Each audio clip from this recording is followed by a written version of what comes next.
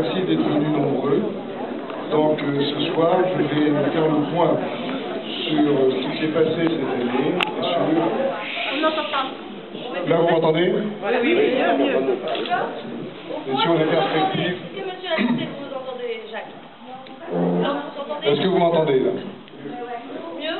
Ça va? Merci.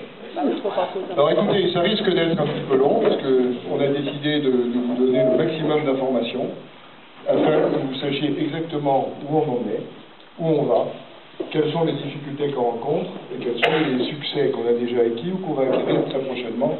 On a appris hier soir une nouvelle très intéressante, mais je vous en parlerai le moment venu.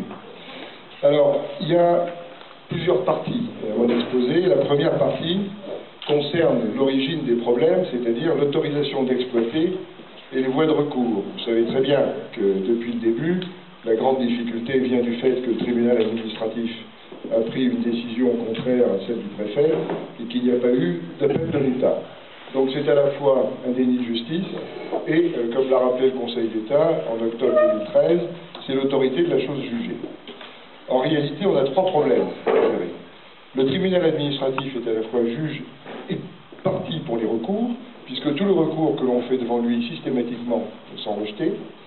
Et pourtant, il y a 20 motifs d'illégalité. Je vais vous dire quels sont les motifs d'illégalité dans l'autorisation telle qu'elle a été accordée par le tribunal administratif. Et on a fait appel devant la Cour administrative d'appel de Nantes, qui est sur le point de nous accorder la tierce position. Mais ils ont demandé l'avis du Conseil d'État, et vous savez que cet avis qui devait tomber en novembre, on l'attend toujours pour des raisons que je vous ai déjà exposées, mais que je vais vous rappeler. Mais je pense qu'il est important de vous dire quels sont les motifs d'annulation principaux de l'autorisation.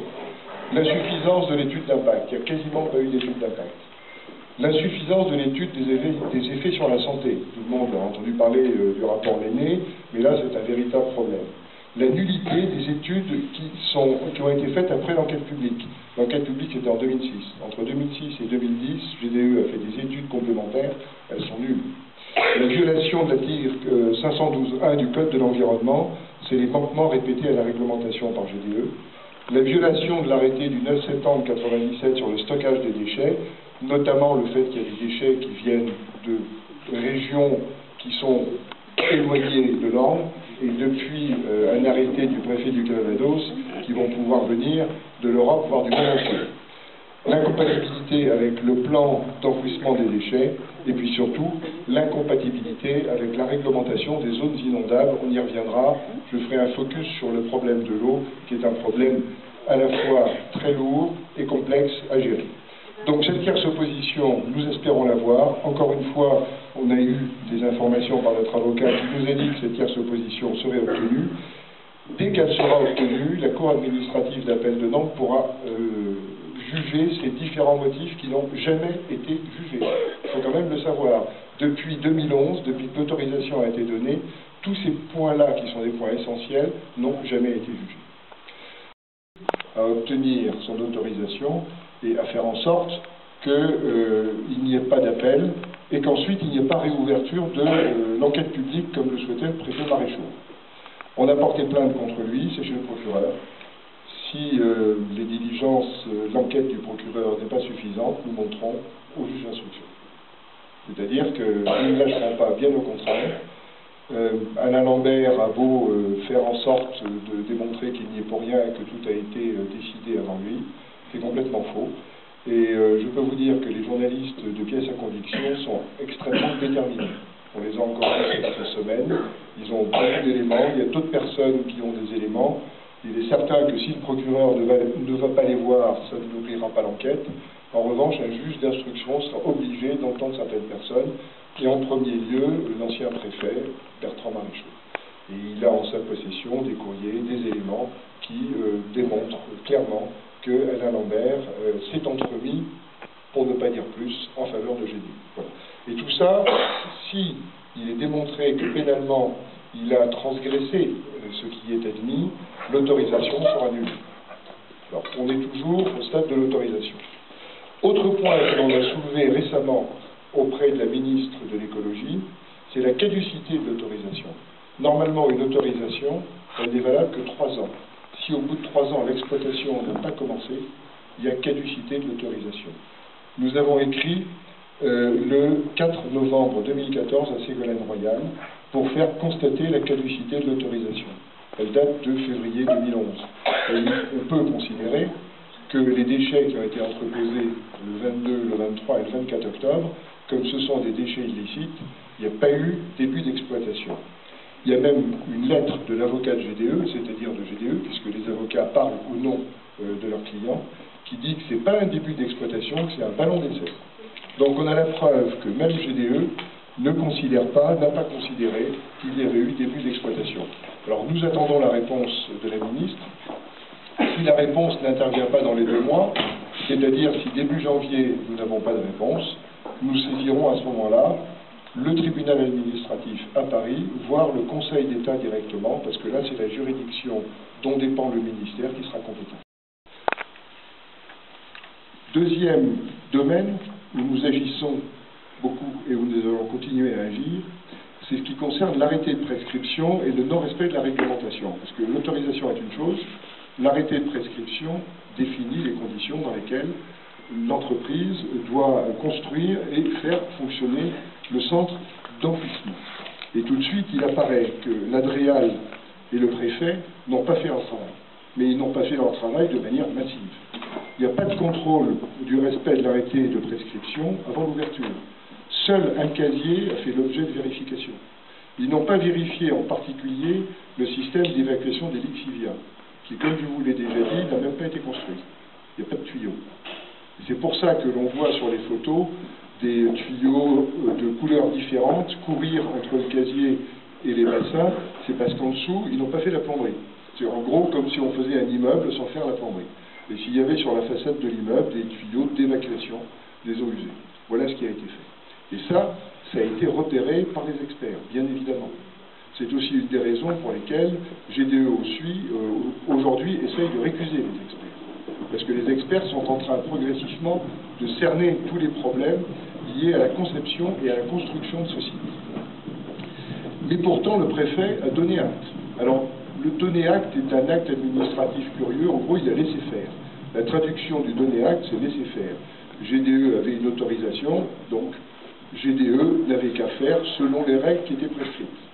Mais c'est extrêmement grave de voir que et l'Adréal et le préfet ont laissé faire alors qu'ils savaient très bien que le site n'était pas opérationnel. Donc ça, c'est aussi une des raisons pour lesquelles on a attaqué l'Adréal et le préfet, au pénal là aussi. Je vous donnerai les différents motifs qui n'ont jamais été exposés, je vais les exposer ce soir. C'est des motifs extrêmement graves. Mais on agit aussi au plan administratif. On envoie donc des lettres systématiques à l'Adréal depuis maintenant 2 ou 3 mois pour leur demander de répondre à un certain nombre de questions. Est-ce que le site est opérationnel, oui ou non? C'est quand même une question fondamentale. La lettre date du 4 octobre.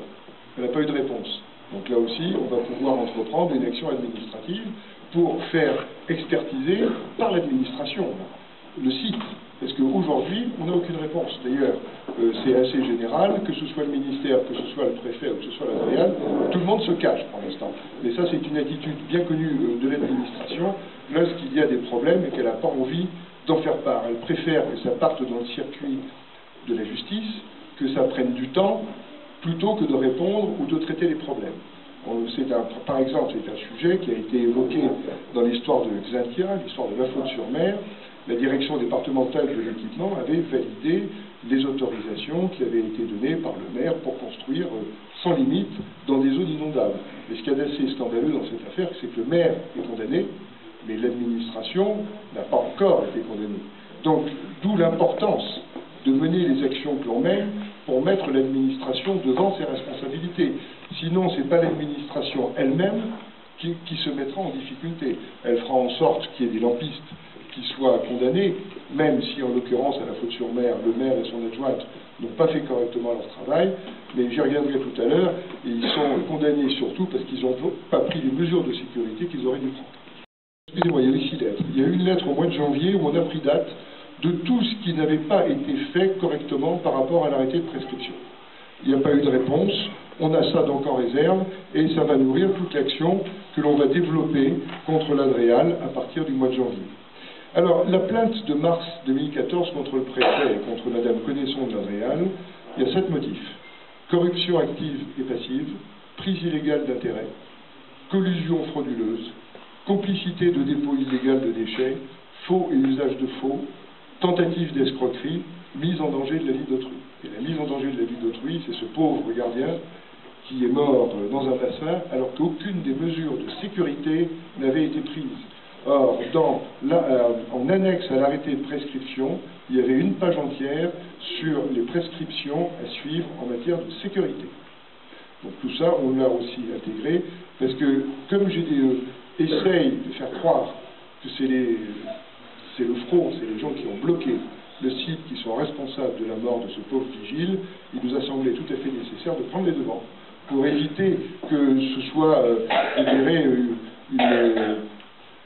une calomnie qui pourrait être considérée comme vraisemblable si on n'avait pas pris cette décision-là.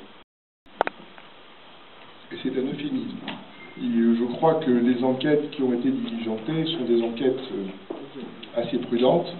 C'est la raison pour laquelle nous irons devant le juge d'instruction dans quelques jours, afin que le juge d'instruction instruise, comme c'est, je dirais, la règle dans notre pays, à charge et à décharge. Alors le processus de responsabilisation de la DREAL, j'en ai parlé tout à l'heure, il y a 2 ou 3 points absolument fondamentaux. C'est quel est le degré d'opérationnalité du site. Selon les experts, ce site ne peut absolument pas fonctionner, il est dangereux. Et il est dangereux notamment pour des problèmes de pollution des eaux. J'y reviendrai tout à l'heure, je vous donnerai tous les éléments. Je vous dirai quel est le degré de pollution qu'ils ont atteint après le dépôt des déchets, qui est absolument considérable. Contrairement à ce que certains bruits ont laissé entendre, il y a eu une pollution épouvantable. Et c'est d'ailleurs pour ça que l'on a obtenu une décision du tribunal de grande instance d'Argentan le 26 mai 2014, je vous lirai quelques passages, qui ordonne l'expertise sur le site pour trouver la cause de cette pollution. C'est une pollution, il y a certains métaux qui avaient atteint des niveaux 70 fois supérieurs à la norme. Tous les éléments sont là. Lettre du 3 novembre, on demande le rapport des installations classées sur l'enlèvement des déchets. Ils ont enlevé les déchets. Ils ne les ont pas enlevés selon le protocole qu'ils avaient proposé. Normalement, la DREAL a fait un rapport. On demande ce rapport. Tout citoyen a le droit d'avoir ces rapports. On ne l'a toujours pas. Donc vous voyez, il y a quand même un cumul d'erreurs, de mensonges et d'absence de réaction qui démontre bien que l'administration dans cette affaire est très malade. Alors il y a beaucoup d'autres courriers en préparation, mais je vous passe les détails. Alors, il y a aussi un autre élément en notre possession qui est absolument redoutable pour GDE. GDE a fait faire le 17 octobre 2013, avant l'ouverture, enfin la pseudo-ouverture, un constat d'huissier sur l'état du site, parce que GDE était en conflit avec certaines entreprises de terrassement en particulier. Et bien, ce constat d'huissier est en notre possession.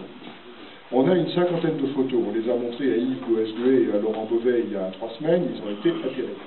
On voit bien que les bassins étaient déjà dans un état effroyable. Effondrement des bassins, les bâches de protection qui flottaient à la surface des eaux.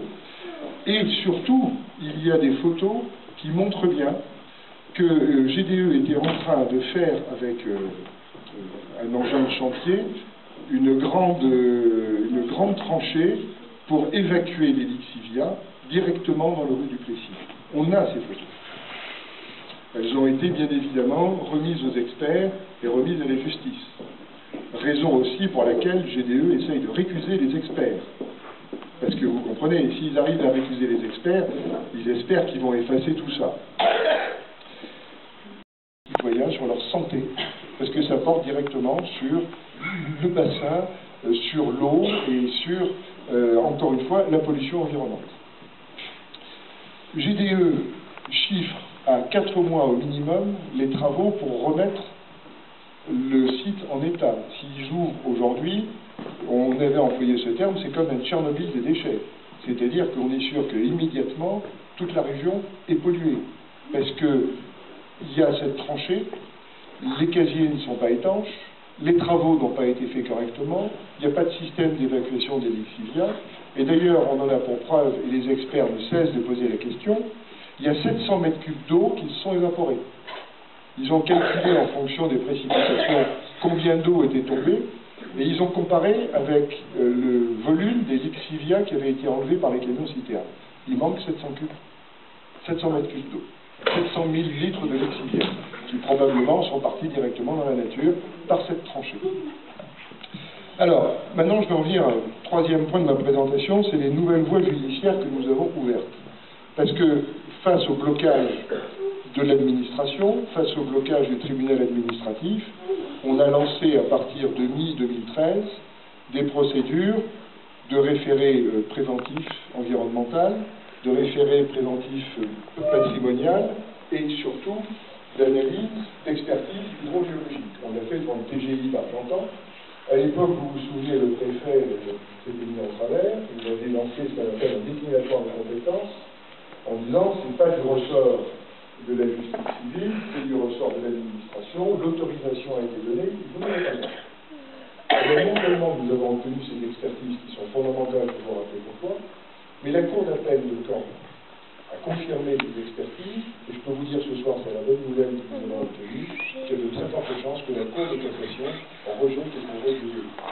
Donc ça veut dire que là, les décisions vont être définitives, et GDE et l'État ne pourront plus se soustraire au contrôle qu'on a mis en place. Parce que le référé préventif environnemental permet de mesurer la pollution avant, qui a déjà été fait, et donc de mesurer l'évolution de la pollution si le site ouvre. L'expertise hydrogéologique qui est en cours va permettre de revenir sur toutes les études hydrogéologiques qui toutes démontrent qu'il y a 100 mètres d'argile, alors qu'on sait très bien que dans cette région, enfin là en tout cas, il n'y a pas de 100 mètres d'argile. Mais encore faut-il le prouver. Parce que c'est bien facile de dire, il faut arriver à le prouver par une expertise, que cette expertise soit contradictoire, qu'elle soit validée par le tribunal, par la Cour d'appel et par la Cour de cassation. Ce jour-là, on aura définitivement gagné. Si on démontre que le site, au plan hydrogéologique, n'est pas viable. On espère que la ministre, avant, prendra la décision que tout le monde attend, elle a le pouvoir de le faire, de suspendre l'arrêté de prescription et l'arrêté d'autorisation. C'est d'ailleurs ce que Pierre Laoche, qui était le médiateur, avait préconisé en avril. On n'a vraiment pas eu de chance, on a failli gagner début avril. Début avril, Pierre Laoche remet son rapport en disant qu'il faut suspendre d'urgence. Le 4 avril, Philippe Martin s'en va et Ségolène Royal arrive. Donc on a eu un nouveau cabinet, on a eu de nouvelles équipes et les choses se sont perdues dans les salles. Mais Pierre Laoche d'ailleurs a été fortement attaqué au sein du ministère par ceux qui au sein du ministère ne voulaient pas qu'il y ait une suspension de l'autorisation, pour le seul motif que ça aurait créé un précédent et que ça aurait démontré que des voisins, que des citoyens peuvent s'opposer à l'administration. On est là, je vous l'ai souvent dit, c'est pas caricatural, c'est la réalité. Tous les jours, on peut faire des prélèvements, on peut dire voilà quel est le niveau de pollution. Et il faut savoir que la réglementation en France est mal faite, parce que les installations classées n'ont pas l'obligation de s'assurer pour la pollution courante. Elles sont obligées de s'assurer pour les accidents, mais pour la pollution au fil de l'eau, si on peut employer ce terme, elles ne sont pas obligées. Là, on a un instrument pour mesurer cette pollution. Du coup, si cette pollution existe, vous pourrez demander des dommages et intérêts, ça coûtera une fortune à GDE, mais ça coûtera aussi une fortune à l'État. Parce que GDE se retournera contre l'État, puisque c'est l'État qui a autorisé. Donc GDE appellera l'État en garantie. Donc ça commence à devenir véritablement gênant pour eux d'ouvrir, clairement. C'est d'ailleurs pour ça qu'ils essayent d'intimider en demandant des dommages et intérêts considérables, je le disais tout à l'heure, à différentes personnes qui sont dans des procédures ou qui ont été identifiées sur le site. Je vais parler de l'expertise hydrogéologique. L'expertise hydrogéologique a été stoppée pendant 6 mois parce qu'on voulait qu'il y ait un co-expert hydrogéologue qui ne soit pas un expert proche, de près ou de loin, de GDE, de Veolia, de Séché, de Cita ou des grandes entreprises du secteur. Et la plupart d'entre eux en France travaillent pour ces entreprises. Donc on a fini par trouver sur les conseils de Mme Bertrand-Rousseau un expert en Belgique, qui nous semble être de très bonne qualité, que le tribunal a nommé officiellement fin septembre, et les consignations, c'est-à-dire les avances de frais pour les expertises que payent les associations, ont été décidées il y a 2 semaines. Le chèque a été fait il y a à peine une dizaine de jours. Donc cette expertise va pouvoir être relancée, et c'est la raison pour laquelle jusqu'à maintenant elle n'a pas avancé, et on souhaitait d'autant plus avoir un deuxième expert de bonne qualité, un bon hydrogéologue, qu'entre-temps, nous, on s'est équipé aussi avec une équipe d'hydrogéologues qui nous conseille. conseil suffisamment robuste. Parce que Pierre de Brétizel, qui a assisté à la première expertise, est un homme qui a fait un excellent travail et qui continue à le faire, et qui, face aux 8 ou 10 experts de GDE, était en difficulté. Je crois que Pierre de Brétizel a 83 ou 84 ans, et il s'est trouvé dans une situation où il était moqué, attaqué, ce qui était tout à fait intolérable. Donc on a souhaité renforcer aussi cette équipe. Maintenant, il est certain qu'il faut aussi attendre que le tribunal de grande instance apprécie de la demande de récusation du GDE, parce que le GDE demandant la récusation des experts, ça bloque à nouveau les expertises. C'est aussi un moyen de gagner du temps. Je ne pense pas que ça dure très longtemps, je pense que le tribunal va prendre sa décision au plus tard début janvier. Donc s'il n'y a pas récusation des experts, on poursuivra, et on poursuivra en particulier l'expertise au mois d'octobre, qui a été considéré au mois de février par le préfet comme illicite, alors que le premier rapport de l'Adréal du 28 janvier avait conclu que c'était tout à fait normal, qu'il n'y avait pas de problème. Ça a incontestablement créé une pollution, puisque nous, on a fait faire des prélèvements par la PAV fin mars, et les taux, je vais vous les donner. C'est des taux, si je retrouve la bonne page tout de suite, mais là, c'est des annexes, c'est une petite partie des dossiers que l'on a remis à Laurent Beauvais et à Yves Gouasdoué. Donc je vous assure que l'information circule. Pour le faire, il y avait eu, avant l'arrivée des pneus, il y avait 87 microgrammes par litre de fer. C'était un prélèvement fait le 16 octobre, quelques jours avant. Le 30 mars 2014, 5400 microgrammes par litre. Pour le chrome, c'était inférieur à 1 microgramme par litre. Le 30 mars 2014, 9,1. Etc. L'aluminium, il n'y avait pas eu de prélèvement avant, mais là on était à 6600 microgrammes. Et on a un deuxième élément de comparaison, c'est amont-aval. C'est-à-dire que le 30 mars, les prélèvements ont été faits en amont, en aval à 2 endroits. Juste en dessous du site, sur le rue du Plessis, et un petit peu plus loin. Alors voilà ce que ça donnait. En mars 2014, entre l'amont et l'aval, il y avait une augmentation de 710% pour le fer. Une augmentation de 827% pour le chrome. Une augmentation de 1064% pour l'aluminium et une augmentation de 1055% pour le manganèse. Donc c'était entre 7 et 10 fois supérieur, entre l'amont et l'aval. Ça va faire à peu près 500 mètres. Et les experts ont dit et ont écrit que la seule cause possible, c'était le site. Puisqu'ils ont démontré qu'il n'y avait pas de pollution d'origine agricole, qu'il n'y avait pas de pollution d'origine industrielle. Je vous lis ce que l'experte disait dans sa note du 15 mai 2014. Je relève en effet une très forte dégradation des teneurs, que l'état du russe est très fortement dégradé entre l'amont et l'aval du centre de GDE. L'expert fait état d'une pollution. La demande d'expertise repose donc sur un motif légitime. Ça, c'est le tribunal qui le dit. Et donc, par jugement du 26 mai, le tribunal a ordonné une expertise qui est en cours, avec tout un ensemble d'objectifs de cette expertise, notamment rechercher les causes et les origines exactes de la pollution des eaux constatées, procéder à des prélèvements aux endroits qu'ils estimeront utiles aux analyses appropriées, dire notamment et de manière non exclusive si les systèmes de traitement des eaux de ruissellement et de lixivia présentent des vices de conception, de construction ou encore des défauts d'exploitation. C'est ce que les experts qui ont déjà fait 5 réunions sur le site sont en train de démontrer. Et encore une fois, c'est pour ça que GDE essaie de les récuser. C'est effectivement plus simple que d'accepter que leur site est encore une fois inopérationnel. GDE, les experts le matin avaient déposé une note en se plaignant à la présidente qu'il y avait tout un ensemble de documents qui n'avaient pas été fournis par GDE.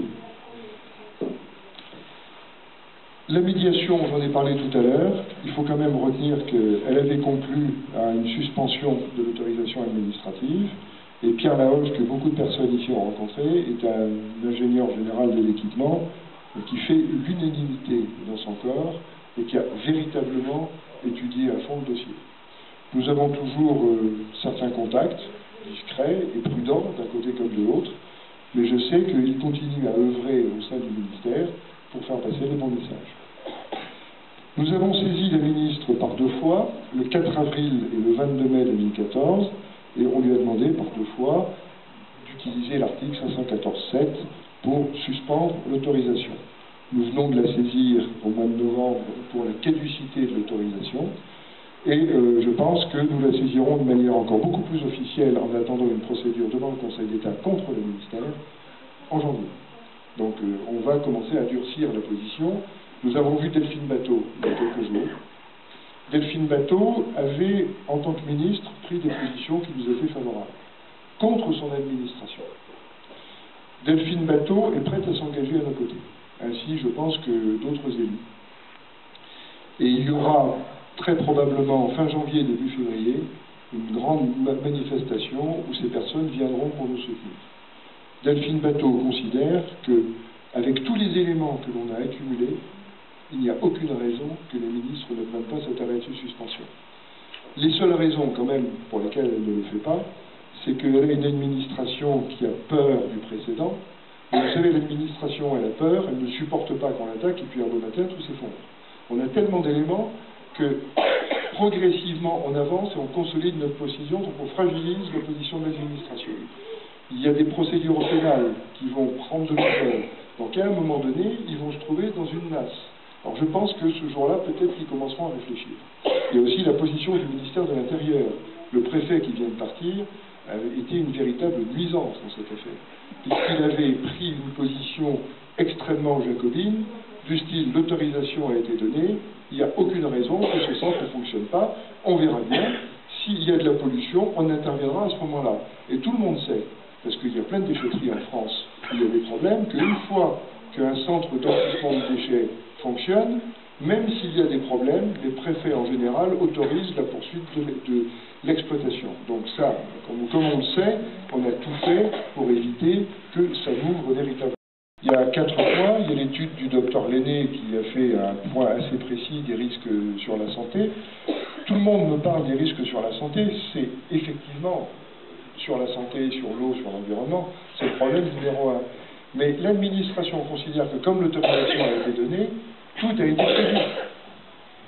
On est dans ce schéma-là. C'est exactement comme quand on met un panneau interdit aux voitures d'aller à plus de 50 km/h, on part du principe qu'il n'y aura aucun accident parce que les voitures n'iront pas au-delà de 50 km/h. Bon. Et on fera en sorte que ceux qui roulent plus vite soient punis. Mais en attendant, le mal sera fait. L'étude d'impact économique qui n'avait jamais été faite et qui sera utilisée dans le cadre de la tierce opposition démontre que l'impact économique sur la région sera catastrophique. Or, comme il n'y a pas eu d'étude d'impact, c'est un des points qu'on a soulevé pour annuler l'octroi de l'autorisation par le tribunal administratif.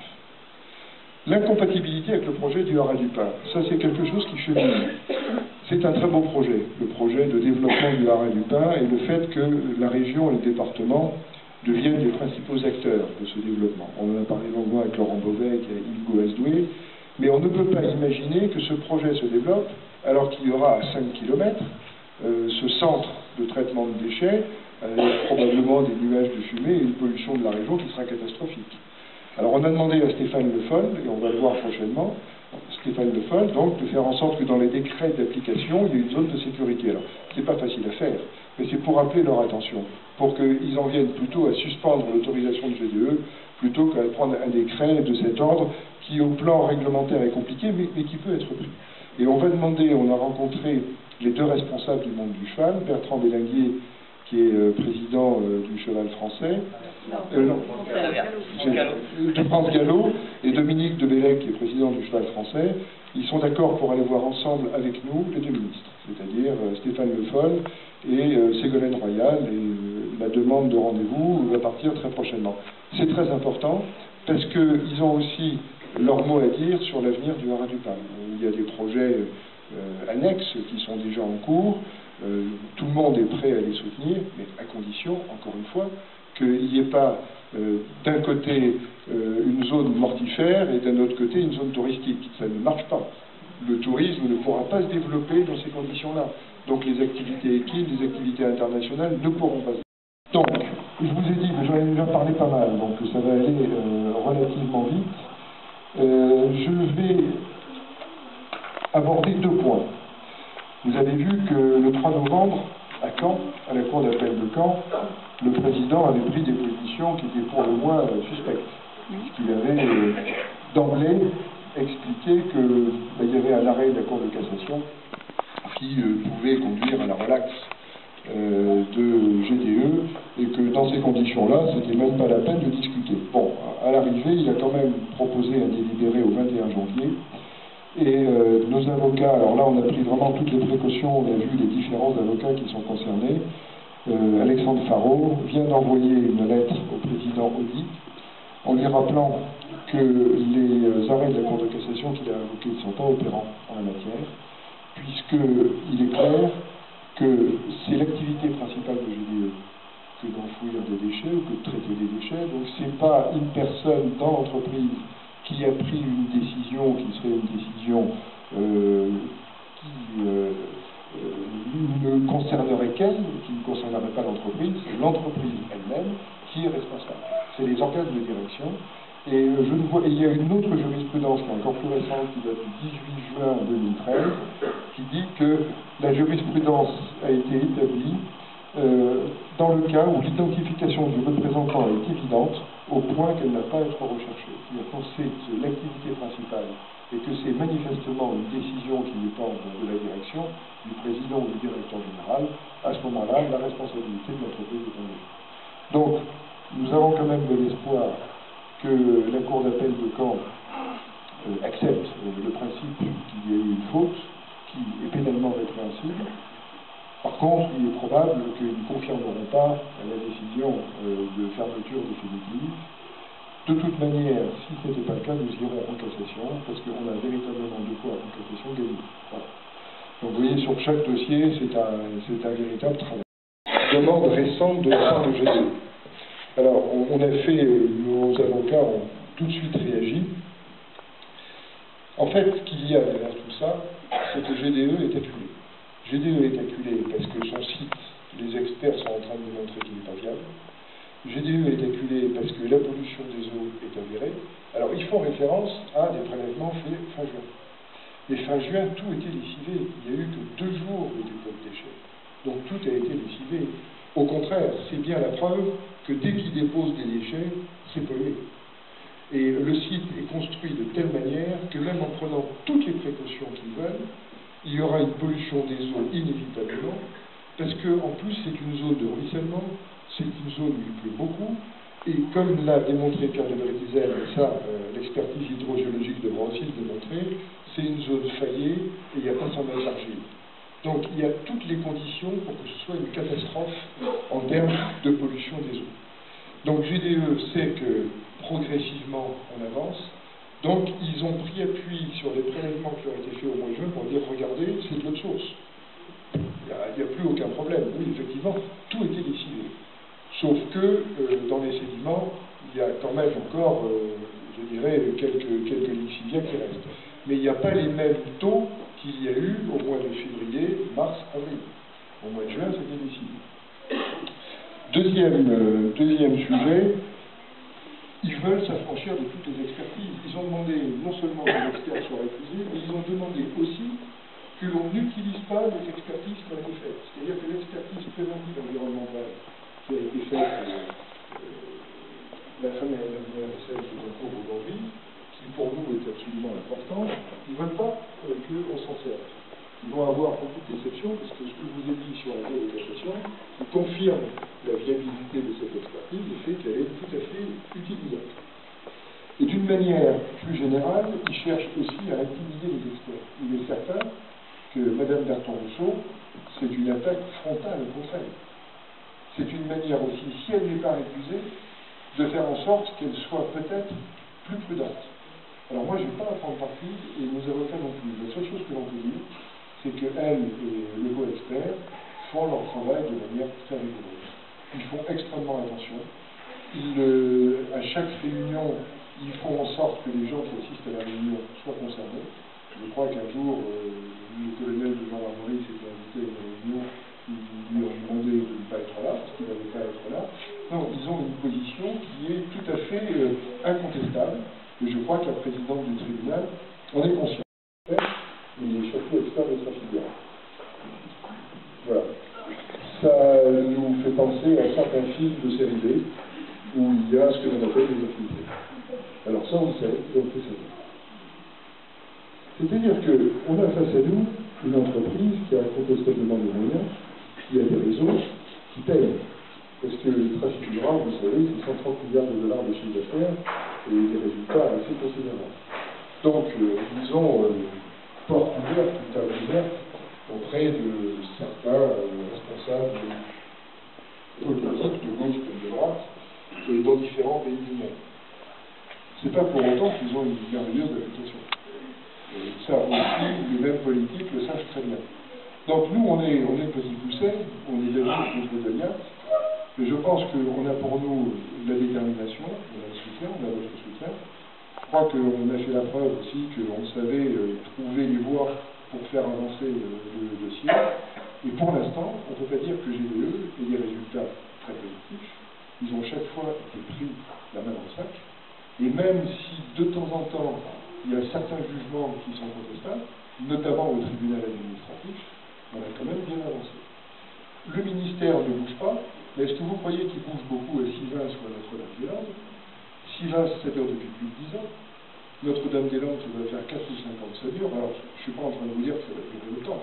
La seule chose que j'observe, c'est qu'aussi bien pour Sivens que pour Notre-Dame-des-Landes, les opposants n'ont pas obtenu forcément des résultats au plan juridique comme nous les avons obtenus, qu'ils n'ont pas, ils ont plus de moyens de pression médiatique, parce que derrière eux, il y a des élus, il y a toute l'écologie qui se mobilise. Dans notre région, il y a aussi des représentants de l'ELV qui se mobilisent, je les en remercie, mais on n'est pas aussi mobilisé, alors que les conséquences sur l'environnement peuvent être plus graves ici qu'à Sivens ou à Notre-Dame-des-Landes. Dans les deux autres cas, c'est un problème d'aménagement du territoire qui est fondamental. Ici, ce n'est pas un problème d'aménagement du territoire, c'est un problème de pollution d'un bassin d'activité très particulier qui ne peut pas souffrir la moindre pollution. Donc j'ai bon espoir, pour conclure, qu'en janvier ou février, lors de cette grande manifestation que je vous annonce, on ait certains responsables nationaux au plan politique et médiatique qui soient là, qui se mobilisent de manière à donner plus de relief à tout le travail que l'on fait et pour faire en sorte qu'il y ait enfin une décision, en sachant que le coût pour l'État ne devait pas être très élevé, parce que GDE a investi moins de 6,5 millions. C'est des travaux de terrassement. Ils n'ont pas fini le boulot, donc ils n'ont pas tout payé. Eux, ils prétendent avoir investi 30 millions. Et l'ancien préfet avait cautionné. C'est aussi un des motifs de poursuite de notre préfet. On ne cesse de dire via Pierre Laroche, à l'État, à l'administration, mais vous n'avez pas besoin de payer beaucoup d'indemnités. En plus, toutes les irrégularités qui sont constatées devraient suffire à ne payer aucune indemnité à GDE. À la limite, on peut faire 0-0 la balle au centre, vous vous en allez, on ne vous poursuit pas, merci. Il faut savoir qu'il y a une directive européenne au niveau de l'eau qui notifie qu'un site ne doit pas s'installer en zone humide. Or, le problème, et vous l'avez bien souligné tout à l'heure, je ne parle pas de Sirven qui s'installe aussi en zone humide, et Bruxelles a textuellement dit que Sirven ne devait pas s'installer. Or, nous sommes non pas en zone humide, nous sommes carrément sur une nappe phréatique. Alors, la question que je me pose, quel est le pouvoir de Bruxelles pour faire reculer l'administration française? Alors, je vais répondre à cette question, c'est un point que je voulais aborder, mais je n'ai pas eu le temps de le faire. Alors, quel est le pouvoir de Bruxelles? Ou plutôt, quels sont les recours à Bruxelles? Le premier des recours, effectivement, c'est quand l'État n'applique pas les directives européennes. Mais pour que l'État applique les directives européennes, il faut qu'elles soient transcrites en droit national. Or, il y a une directive européenne de 2008, notamment sur les déchets, qui n'a pas encore été transcrite. C'est déjà un premier point. Alors, bien sûr, on peut toujours aller à Bruxelles, aller devant la Commission à ce moment-là apprécie si elle poursuit ou pas l'État. Parce que si ce n'est pas transcrit en droit national, le premier des problèmes, c'est qu'il faut attaquer l'État. Or, l'État français est poursuivi dans certains cas. Je crois que la transcription est de l'ordre de 50 à 60%. Dire que si c'est en zone humide, on ne peut pas installer ce genre d'activité. Mais pour l'instant, les décisions qui ont été prises, l'autorisation du tribunal administratif, elle part du principe qu'il n'y a aucun problème. Que ce n'est pas en zone humide. D'ailleurs, que dit GDE, il y a 100 mètres d'argile, il y a... Voilà. C'est tout le problème de l'expertise hydrogéologique. Et face à nous, on a un front uni de l'administration et de l'entreprise. Parce que si on arrive à démolir les études et leur organisation, ça veut dire qu'il y a une faute grave. Donc vous pensez bien qu'ils ne vont pas se laisser faire. Nous tous, nous savons qu'il y a une zone terriblement humide, et l'entreprise doit s'en rendre compte aussi, parce que pratiquement pendant tout l'année, c'est complètement mouillé.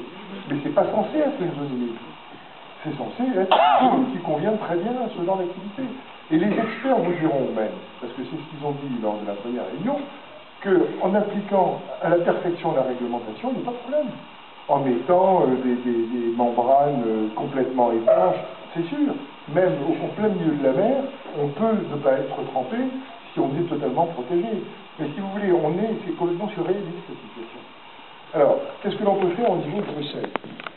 Si c'est transcrit en droit français, si c'est une directive européenne qui est transcrite en droit français et que, bien évidemment, l'État ne l'applique pas, alors là, on peut effectivement aller devant la Commission qui peut faire des injonctions, qui peut poursuivre auprès de la Cour de justice. Il y a une autre voie aussi, c'est quand il y a eu des financements européens. C'est le cas de Sirven. Il y a eu des financements européens. Donc là, il y a un contrôle budgétaire de la Commission et du Parlement européen.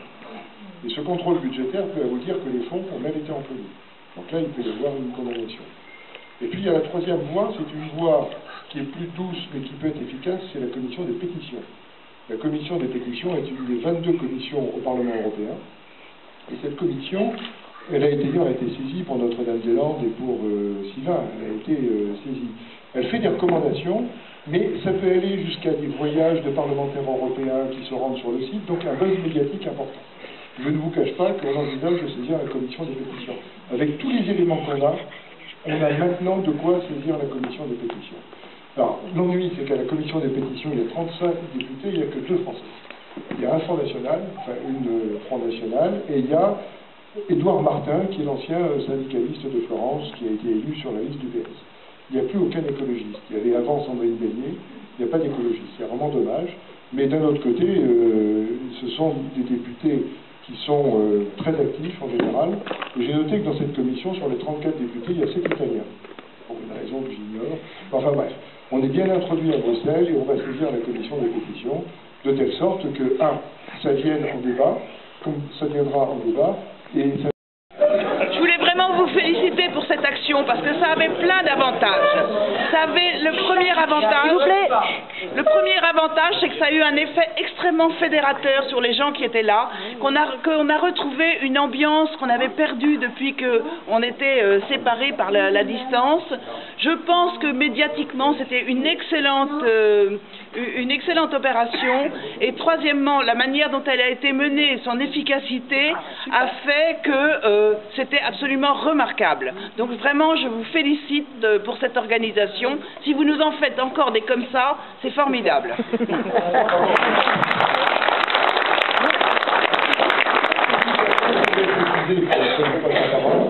C'est que les associations ont décidé d'écrire en mer pour que les maires soient bien conscients des risques sur la pollution des eaux. Les maires ne sont pas directement responsables d'une installation classée. Ça leur échappe, ils n'ont pas le pouvoir d'empêcher une installation classée de s'installer si la décision a été prise.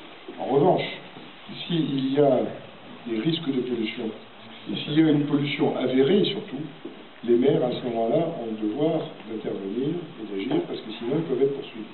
Et pour ça, il faut qu'il y ait une pollution avérée. On n'est pas encore dans ce cas de figure. Mais on va donc faire un courrier pour les prévenir. Voilà. Au sujet de cette manifestation, il ne faut pas nous féliciter, il faut que nous félicitions. Parce que c'est nous tous qui faisons. Donc à la suite, ce jour-là, on s'est mis d'accord à plusieurs sur le fait qu'il y en avait qu'un qui s'adressait à la marche chaussée, c'était moi. Et je ne vais pas manquer de faire. Il m'a valu le lundi d'être invité à venir m'expliquer sur mes propos. Notamment sur le fait de leur avoir dit qu'on allait se taper dessus. Mais leur ai simplement dit que si j'avais plus ces propos, j'ai dit à ce gendarme là, qui était le capitaine, j'ai dit c'est tout simplement parce que le colonel, auparavant, avait dit aux gendarmes, à ces sbires là, sortez les bâtons. Donc j'ai dit, j'ai pas pour habitude de me faire taper sur la gueule sans répondre. Donc voilà, les affaires étaient closes. Et il n'y aura pas de suite à ça. Parce que s'il y avait eu des suites, à mon avis, il y a longtemps qu'on aurait été entendu. Donc le fait d'avoir déclaré un endroit, déclaré ailleurs, peu importe. En plus, le portail était ouvert. Donc il n'y a pas effraction. D'accord. On est rentré sur un terrain qui peut-être est à nous, peut-être est à eux, je ne sais pas, personne ne sait. Au dire de la gendarmerie, c'est un domaine public. Mais par contre, ce qu'il ne faut pas arrêter de marteler, c'est que jamais, jamais ils n'amèneront un camion de déchets ici. Le jour où le premier camion arrive, c'est le pataquès complet. Moi, j'ai redit ça aux gendarmes. Hein. Parce qu'il faut savoir aussi au sujet des bâtons, là, si un jour ça recommence, c'est pas parce que le colonel, là, qui s'appelle le canard, là, quand il marche, il ne faut pas s'occuper de ce type, il ne faut pas en avoir peur, parce que les bâtons, ils ne peuvent les sortir que si c'est un ordre qui vient de là-haut. C'est le préfet qui leur dira, allez-y. Mais lui tout seul, malheureusement, le jour-là, je ne savais pas. C'est un autre gendarme qui m'a expliqué comment ça fonctionnait. Parce que parmi les gendarmes, il y en a aussi qui sont avec nous. D'accord ? Beaucoup plus qu'on croit. Voilà. Mais ne vous inquiétez pas sur la manif, c'est clos. Et effectivement, il va falloir des coups de poing comme ça, il va falloir en faire d'autres parce que sinon on ne sera pas entendu. Par contre, évitez les véhicules. Évitez les véhicules, c'est pour ça qu'on avait fait à pied. Mais je peux vous dire que la crainte qu'ils avaient, parce que quand on est arrivé, il m'a demandé combien de temps on restait là, et je lui ai dit que tant que les caravanes arrivent. Ah non. Et là, il a vraiment fait dans son froc. C'est pour ça qu'il a demandé aux bagnoles de se mettre en bas. Et après, il nous a dit qu'il allait partir pour que les camions rentrent. Si les camions ne rentrent pas, c'est parce que les voitures sont en face. Il a dit, je vais faire enlever les voitures. Vous allez nous laisser rentrer. Puis après que j'ai eu le temps de donner un coup de téléphone pour que les caravanes arrivent. Alors il a dit là, Oh, c'était trop. Ouais, oui. Je voulais juste poser une question, savoir est-ce que vous avez des informations sur les dossiers croisés entre le dossier. Pour ceux qui demandent, il y en a beaucoup qui demandent dans le cas Normy, puisqu'elle passe lundi à 14h15, on est convoquée à la mairie d'Argentan. Donc ceux qui souhaitent la soutenir peuvent y aller et l'encourager, puisque tu as donc choisi de ne pas faire la journée citoyenne, qui t'aurait coûté à tes frais 150 €, et tu as donc décidé d'être à nouveau reconvoqué, où cette fois-ci tu encours 1 an de prison et la saisie de ton véhicule. C'est bien fait? Ma Porsche. De ta Porsche. Donc voilà. Alors, sachant que mon avocat sera présent, Oui, et il a pas mal de choses à vous dire, marrantes. Une dernière chose, puisque bon là c'est toujours c'est la dernière réunion 2014, avant la trêve des fêtes. Comme d'habitude, pour ceux qui souhaitent, il y a les calendriers papier qui sont là. Maintenant c'est assez difficile parce qu'on n'a plus on n'a plus notre blocus ou le point central où il y avait toujours quelqu'un et on pouvait laisser les calendriers. Donc là c'est plus compliqué, comme ça part plutôt bien. Donc voilà, ils sont là, n'hésitez pas, c'est bientôt Noël. Pour en parler parce que c'était juste une jouissance extrême. Anne et Jean-Pascal sont là. Donc en fait, quand on est arrivé donc nous avions en amont pris rendez-vous avec Equidia, qui devait nous recevoir vers 20h sur la terrasse Equidia, donc extrêmement bien située, où on avait une vue magnifique sur la compétition du Gucci et du prix GDE. Et puis donc on a été très très très bien accueillis. Et donc nous avons fait notre interview, nous avons pu dire ce qu'on voulait. En plus les journalistes nous orientaient très bien, donc Pascal Boutreau notamment, qui était très très sympathique et qui est resté à prendre du temps avec nous après pour parler du sujet en off, qui était vraiment qui connaît bien de toute façon, comme Equidia connaît bien notre sujet, mais qui vraiment on s'est senti à la maison. C'était vraiment super sympa. Et alors le petit plus, c'est qu'après l'interview, on a le directeur d'Equidia, donc Éric Brion, qui vient vers nous et qui nous dit: vous n'auriez pas un badge, s'il vous plaît? Alors nous on dit: bah si, on a un badge, on avait prévu en conséquence, donc on lui donne un badge, et puis il nous dit c'est pour aller siffler pendant la remise du prix GDE. Alors on le regarde un peu interloqué, et puis on dit, bah, on a le droit aussi de siffler ou de huer? Ouais, au contraire, faites-vous plaisir, de toute façon je serai pas tout seul à huer. Ok, donc on attend ce moment avec impatience, on a le droit à notre petite coupe, nos petits fours, enfin bon, super, vraiment très très sympathique. Et arrive le fameux moment où on a la remise des prix avec le petit film juste avant, avec GDE, la renaissance de la matière, GDE recycle, GDE emploi, et puis le beau petit film avec la musique qui va bien, et voilà, ils sont super quoi. Et là, donc on commence à siffler, huer, et puis les journalistes d'Equidia y compris, qui entre-temps étaient aussi venus nous demander des badges, y compris Pénélope Prévost qui en portait un. Ah oui? Ouais. Et qui a fait une interview avec le badge. Et donc là on s'est fait plaisir, et là on était intouchables, on était au-dessus on voyait la tribune VIP, et puis tous les gens qui se regardaient en disant c'est quoi ces espèces de trois cinglés devant là qui Polmer, enfin bon, on s'est fait plaisir, on nous entendait très très bien. Et puis là, eh bien, qu'est-ce qu'on a vu arriver? Des petits RG qui arrivaient, photos, tout ça, mais ils ne pouvaient rien nous faire. Ils ne pouvaient rien nous faire, et donc ça c'était vraiment...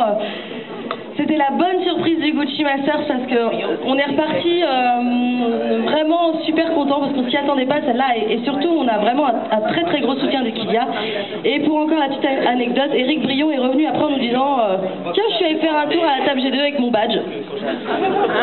Donc vraiment la provoque, bon c'est vrai que les choses de ils en ont un peu rien à faire, c'est un peu les courses qui les financent, mais quand même ça c'était vraiment un super moment. Donc ça l'interview a été mise sur YouTube, mais ça c'est le petit truc en plus qui pour nous de pouvoir siffler, huer GDE au moment où la remise du prix, au moment où ils font la pub pour GDE, et que tout le monde nous regarde et on était au-dessus de tout le monde et intouchable, et ça c'était parce que le reste du temps on se serait voilà, on aurait déjà qu'on se savait attendu qu'on l'était, là c'était vraiment génial. Donc un grand merci à Equidia, parce que là en plus voilà, on avait un peu fait de l'intox aussi grâce à Benoît notamment, qui avait communiqué sur les réseaux qu'on serait une délégation à aller au Gucci, et donc ils nous attendaient nombreux, sauf qu'on était 3 et qu'on était 3 sans t-shirt, sans rien, sans badge au sourcil, les badges à la limite, et qu'on n'a pas du tout, on s'est pas du tout fait remarquer jusqu'au moment où on avait notre interview à 20h sur le plateau de la terrasse. Donc voilà, ça c'est la petite anecdote, mais franchement c'était superbe.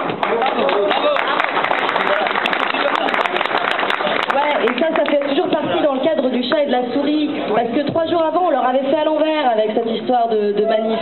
Et d'ailleurs un petit clin d'œil, merci aux élus, ceux qu'on a berné malheureusement, les pauvres, hein, je pense madame le maire de Ménilfron, et puis de la Geneviève, qu'on a un peu fait à l'envers, désolé, hein, on savait que vous nous en voudriez pas trop. Mais merci à ceux qui étaient dans la bétaillère aussi, hein. Geoffroy qui est là, Daniel, il y en avait quelques-uns, et franchement on vous l'a aussi fait à l'envers malheureusement, donc j'espère que vous n'en voulez pas trop, mais on a besoin de vous dans ces situations-là, on sait que vous êtes là, et un grand merci à tous les élus en fait qui se mobilisent, y compris JP qui s'est un peu enflammé et qui avait envie de se battre. Enfin voilà, on a des super élus avec nous, et même si on n'en a pas 50, ceux qu'on a, c'est des bons, c'est des vrais, et on est content de les avoir, et on sait qu'on peut compter sur eux, et ça c'est cool. Et il faut continuer à faire croire que ce soit partout. Il faut qu'on continue comme ça, à leur faire un peu à l'envers, parce que voilà, c'est ça. Pas leur faire croire, c'est qu'on est le mercredi de l'opération Cheval de Troie, ils s'y attendaient pas. 3 jours après, nous on va à Gucci, on leur fait croire qu'on est 30, et en fait on est 3. Et là, donc ils renvoient une délégation supplémentaire de gendarmes en civil et de RG, sauf que on est 3 et qu'on fait rien du tout. Donc voilà, il faut continuer comme ça. Donc toutes les idées sont bonnes à prendre, vraiment. Si dans la nuit il y a un truc qui vous vient, voilà, il faut qu'on continue comme ça. J'en ai fait sûr. Jusqu'au bout, on les lâchera pas jusqu'à ce qu'ils dégagent. Voilà. Moi j'ai des idées, mais...